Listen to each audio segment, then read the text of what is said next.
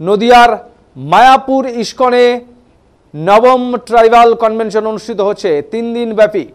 উক্ত অনুষ্ঠানে বিশ্বের 10টি প্রদেশের 35টি জনজাতির প্রায় 2500 মানুষ নদিয়ার ইস্কন মায়াপুরের এই কনভেনশনে উপস্থিত হয়েছেন। ইস্কন সূত্রে খবর, যে সমস্ত মানুষেরা এখনও শিক্ষার আলো পাননি, তার সঙ্গে সমাজ থেকে বিতাড়িত হয়ে রয়েছেন, তাদেরকে বিশেষ শিক্ষাদান এবং তাদের পাশে থেকে মানুষের মতো মানুষ হওয়া এবং সমাজের প্রতিষ্ঠিত মানুষ হিসেবে নিজেকে তুলে ধরাই ইস্কনের মূল লক্ষ্য।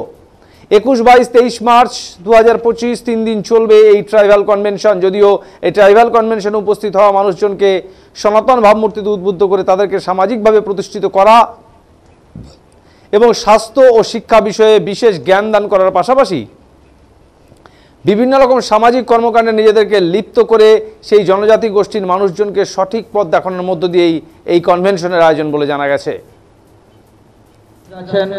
ইসকন জিবিসি তথা ট্রাইবাল কেয়ারের চেয়ারম্যান শ্রী শ্রীমৎ ভক্তি পুরুষোত্তম স্বামী মহারাজ, ওনাকে ভগবানের প্রসাদী মালা দিয়ে আমরা বরণ করে নিচ্ছি। তা আপনারা সবাই উলুধ্বনি এবং হরিধ্বনি করবেন। হরি বল, হরি বল, হরি বল।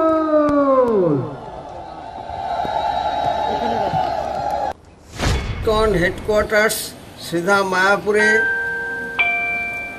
ট্রাইবাল কনভেনশন 21, 22, 23 অনুষ্ঠিত হবে। নবম বর্ষ ভারতবর্ষের 10টি প্রদেশ থেকে 35টি জনজাতির গোষ্ঠীর 2500 ভক্তবৃন্দ সমবেত হয়েছেন। এমনকি এমন জায়গা থেকে এসেছেন যেখানে তারা জীবনে কোনোদিন ট্রেনে চড়েননি। আপনারা শুনলে অবাক হবেন। মানুষ মানুষের জন্য, কিন্তু বর্তমানে স্বাধীনতার দীর্ঘদিন পরেও অনেক জায়গায় আশার আলো পৌঁছয়নি, শিক্ষার আলো পৌঁছয়নি, স্বাস্থ্য পরিষেবা, পানীয় জলের ব্যবস্থা, মানুষ এখন অন্ধকারে আছেন। সেই জন্য ইসকনের উদ্যোগে 10টি প্রদেশে এই কাজ করে চলেছেন। শিক্ষার আলোকে আলোকিত মনুষ্য সমাজের কাছে নিবেদন যে আপনারা এসব ব্রাত্য মানুষদের পাশে দাঁড়ান, সে আবেদন রাখছি। সবাই শান্তি প্রথম থেকে শেষ অবধি আপনারা এই সুন্দর উপভোগ করবেন, অংশগ্রহণ করবেন এবং এই অনুষ্ঠানটিকে সাফল্যমণ্ডিত করে তুলবেন। হরে কৃষ্ণ।